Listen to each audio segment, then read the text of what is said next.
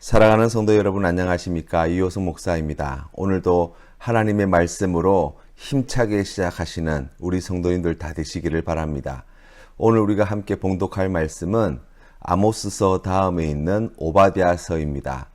1장으로 되어 있는 책인데요. 우리 함께 봉독하겠습니다.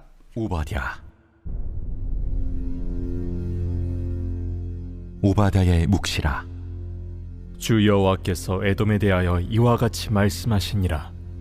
우리가 여호와께로 말미암아 소식을 들었나니 곧 사자가 나라들 가운데 보내심을 받고 이르기를 너희는 일어날지어다. 우리가 일어나서 그와 싸우자 하는 것이니라. 보라, 내가 너를 나라들 가운데 매우 작게 하였으므로 내가 크게 멸시를 받느니라. 너의 마음의 교만이 너를 속였도다.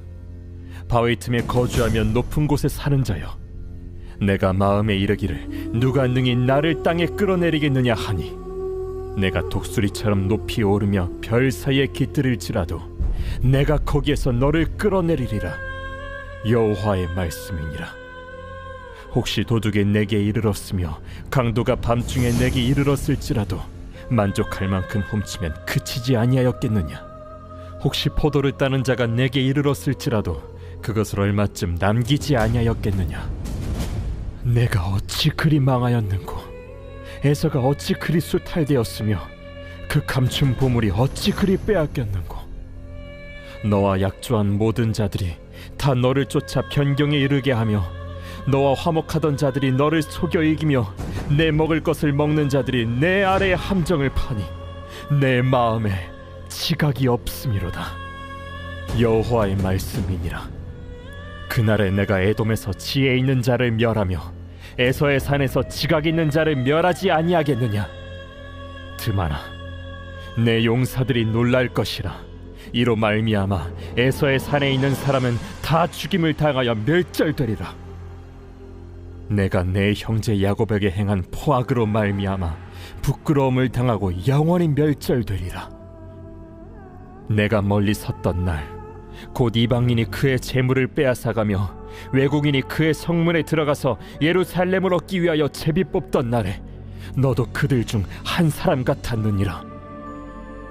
내가 형제의 날 곧 그 재앙의 날에 방관할 것이 아니며 유다 자손이 패망하는 날에 기뻐할 것이 아니며 그 고난의 날에 내가 입을 크게 벌릴 것이 아니며 내 백성이 환난을 당하는 날에 내가 그 성문에 들어가지 않을 것이며 환난을 당하는 날에 내가 그 고난을 방관하지 않을 것이며 환난을 당하는 날에 내가 그 재물에 손을 대지 않을 것이며 내 거리에 서서 그 도망하는 자를 막지 않을 것이며 고난의 날에 그 남은 자를 원수에게 넘기지 않을 것이니라.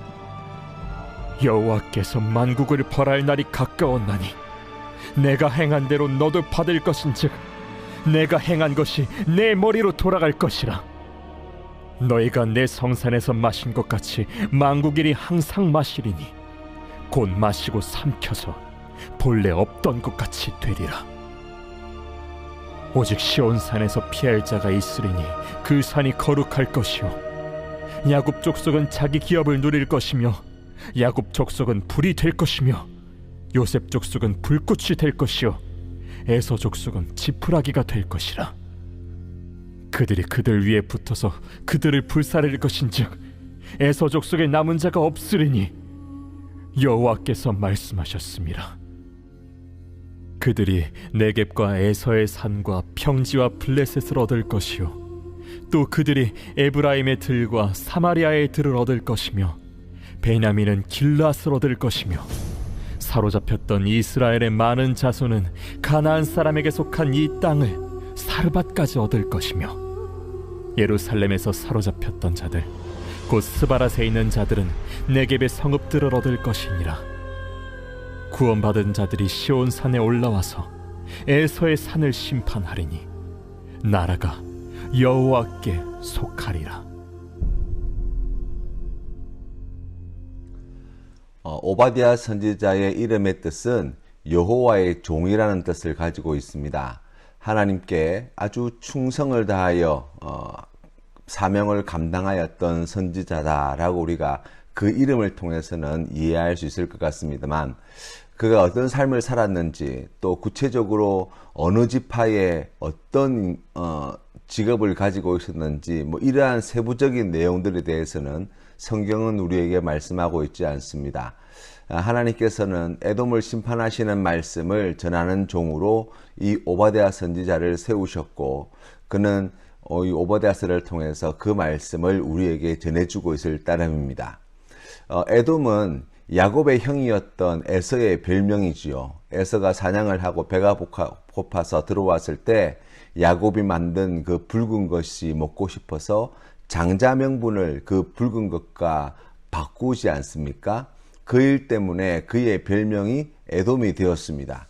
에돔은 남유다의 남동쪽 바위산 지역을 차지하고 있었는데요. 이들은 매우 무역을 통하여서 큰 이익을 얻고 있었고, 또 구리와 같은 광물들이 많은 지역을 차지하고 있어서 거기에서 나오는 이익도 결코 작지 않았습니다. 전통적으로 이 에서의 후손인 이 에돔 족속은 이스라엘보다 상대적으로 힘이 약하였습니다. 땅의 크기도 그렇고 백성의 숫자도 그렇고, 그래서 다윗 왕 때부터 시작하여서 많은 유다의 왕들이 에돔을 실질적으로 지배하거나 아니면 그들보다 더 강력한 힘을 행사하여서 에돔이 이 이스라엘의 영향력에서 벗어나지 못하고 있었다고 이야기할 수 있습니다. 그런데 그동안의 수세를 갖다가 뒤바뀌는 그런 결정적인 사건이 벌어지게 됩니다. 그것이 바로 북이스라엘이 아수르에게 망하고 남유다가 바벨론에게 패망한 사건이라고 할 수 있습니다. 이때에 에돔은 바벨론을 지지하고 바벨론이 이스라엘을 공격하는 데 협조하게 됩니다. 뿐만 아니라 이스라엘 땅에 마음대로 들어와서 주인 행세를 하고, 또 심지어는 이스라엘 백성들을 사로잡아다가 그 밀고를 하거나 또 팔아먹는 그러한 나쁜 짓을 저질렀던 사람들이 바로 이 에돔 족속이었습니다. 그래서 이후에 에돔은 이스라엘의 대적자들을 가리키는 상징과도 같은 이름이 되었죠.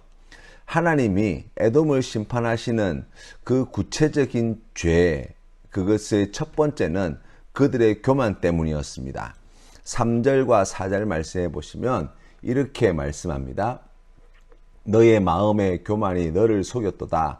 바위 틈에 거주하며 높은 곳에 사는 자여, 내가 마음에 이르기를 누가 능히 나를 땅에 끌어내리겠느냐 하니, 내가 독수리처럼 높이 오르며 별 사이에 깃들일지라도 내가 거기에서 너를 끌어내리라. 여호와의 말씀이니라. 아멘. 이스라엘 백성들에게 시달려왔던 이 에돔이 이제 이스라엘 백성들이 아수르와 바벨론에게 명하고 난 뒤에 이제 비로소 때를 만났다고 할 수 있는 것이죠. 그래서 그들이 교만한 마음을 가지고 이제 더 이상 나를 끌어내릴 어떠한 나라도 존재하지 않는다, 뭐 이런 이 교만한 말들을 갖다가, 교만한 마음들을 내비추었던 것 같습니다.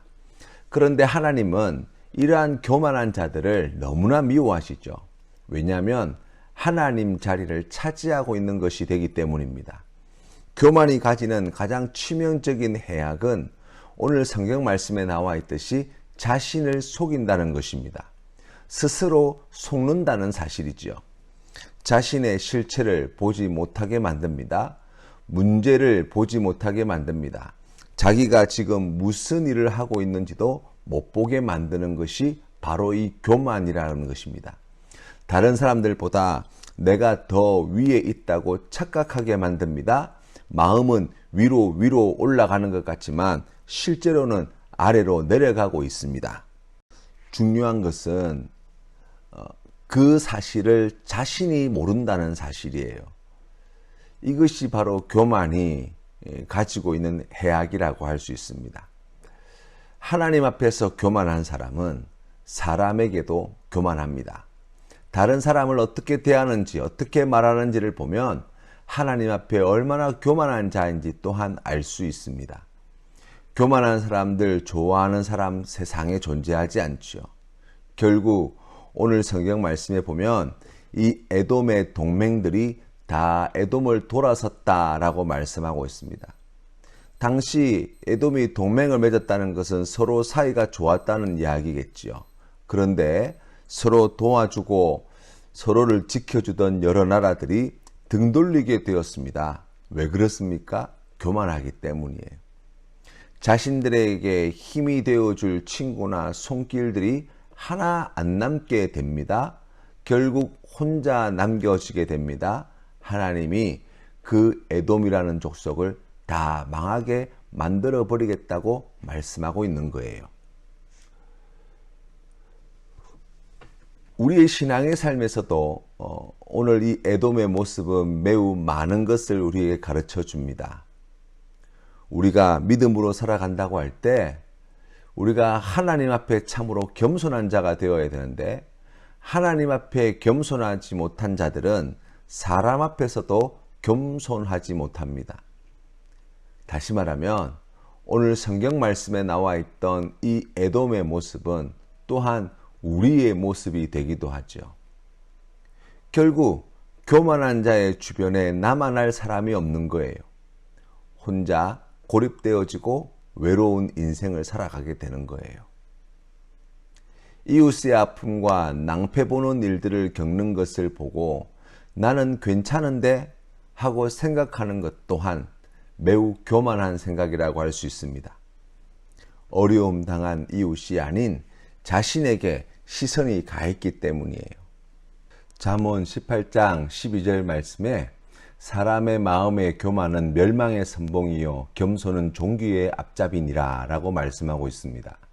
또한 잠언 14장 27절 말씀에서는 여호와를 경외하는 것은 생명의 샘이라 사망의 그물에서 벗어나게 하느니라 라고 말씀해 주고 있어요. 겸손한 사람, 그런 주님을 경외하는 사람이요, 사람을 내 몸과 같이 사랑하는 사람이며 다른 사람을 나보다 낮게 여기는 사람이고, 그러한 믿음의 삶을 살아가는 자에게 하나님께서는 재산과 영예와 장수의 복을 허락하여 주시고 모든 은혜와 복을 부족함이 없도록 채워주시는 하나님이 되신다고 말씀하고 있습니다. 우리가 이 귀한 은혜를 받아 누려야 되지 않겠습니까? 하나님 앞에서, 사람 앞에서 우리가 더욱 겸손하는 데 힘쓰는 오늘 이 하루가 되시기를 주님의 이름으로 축원합니다. 두 번째 에돔의 죄는 포악한 행위 때문입니다. 포악하다는 것은 사납고 난폭하며 불법을 저지르는 짓을 말합니다. 이것은 형제인 유다에게 행한 것을 말하는 것인데요. 에돔의 형제인 남유다가 위기를 맞이하였을 때 에돔은 형제로서의 도리를 저버리고 남유다 백성들의 것을 훔치고 빼앗아 왔습니다. 더군다나 당시 에돔은 중간 무역상으로서 막대한 재물을 가지고 있었는데, 가진 것이 없는 것이 아니라 가난하여서가 아니라 에돔은 그렇게 하는 것이 지혜로운 처사라고 생각하였던 것 같습니다. 내 이익을 극대화하는 것, 그것이 바로 이 에돔이 생각했던 그림이었겠지요. 하지만 하나님께서는 그것을 결코 그저 버려두지는 않으셨습니다. 11절 말씀에 보니까 내가 멀리 섰던 날 곧 이방인이 그 재물을 빼앗아가며 외국인이 제비 뽑아 이스라엘을 차지하려 할 때 같이 끼어서 한몫 잡으려 했던 방관자였다고 주님은 책망하십니다. 게다가 남유다의 비극을 즐거워까지 했습니다. 하나님이 친히 찾아오셔서 이와 같은 민족을 멸망시키겠다고 말씀하고 있는 거예요.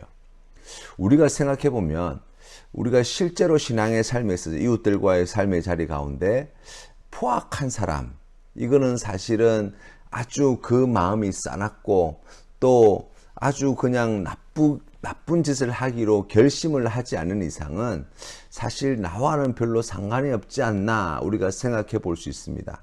그런데 오늘 말씀해 보니까 포악하게 되는 것은 결코 어려운 일이 아닙니다. 말씀해 보니까 방관자가 되는 것, 다시 말하면 어렵고 힘든 사람이 고통 중에 있는데 그걸 그냥 가만히 쳐다보고 있는 것, 그걸 방관만 하고 있는 것, 이것이 바로 포악한 행위라고 말씀하고 있는 거예요. 다른 사람의 고통에 공감하지 못하고 그들을 도와주지 못하는 그러한 마음, 그 마음이야말로 포악한 마음이 아니냐라고 말씀하고 있는 것입니다. 가난하고 약한 자들에게 더 큰 짐을 지우고 고통당하게 만드는 것, 이러한 것도 포악한 행위입니다마는 우리가 어렵고 힘든 자들의 방관자로 살아가는 것, 그것 또한 심히 포악한 마음임을 우리가 잊지 말아야 하겠습니다. 하나님은 그것을 미워하십니다. 하나님은 멸망당한 북이스라엘과 남유다의 회복을 또한 약속해 주십니다. 사로잡혔던 이스라엘 많은 자손들은 가나안 땅으로 돌아오게 될 것이고 성읍을 얻게 될 것이고 그때 구원받은 자들이 에서의 산을 치게 될 것이라고 말씀합니다. 그리고 그 백성들이 하나님을 찬양하고 하나님께 영광 돌릴 귀한 구원받은 주님의 백성이 될 것이라고 말씀하고 있습니다. 사랑하는 성도 여러분, 우리가 오늘 주님 앞에 믿음으로 나아갈 때 이 에돔이라고 하는 나라는 이스라엘의 형제 민족, 형제 나라였음에도 불구하고 하나님께서 기뻐하시는 그와 같은 사랑을 행하지 못하고 교만하고 포악하여서 이와 같은 심판을 받게 되었다라고 말씀합니다. 오늘 우리의 삶의 자리를 다시 한번 돌아보십시다. 누가 우리의 형제입니까? 예수님께서는 하나님의 뜻대로 행하는 자가 예수님의 가족이요 형제라고 말씀하셨는데 누가 우리의 형제입니까?